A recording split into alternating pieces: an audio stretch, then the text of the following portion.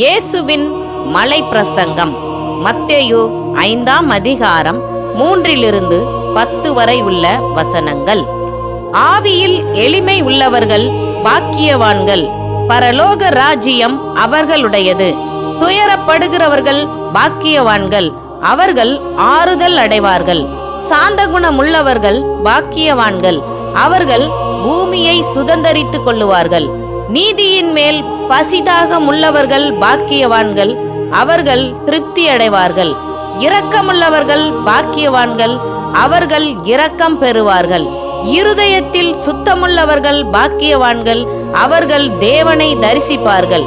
சமாதானம் பண்ணுகிறவர்கள் பாக்கியவான்கள், அவர்கள் தேவனுடைய புத்திரர் எண்ணப்படுவார்கள். நீதி நிமித்தம் துன்பப்படுகிறவர்கள் பாக்கியவான்கள், பரலோக ராஜ்யம் அவர்களுடையது. ஆமென்.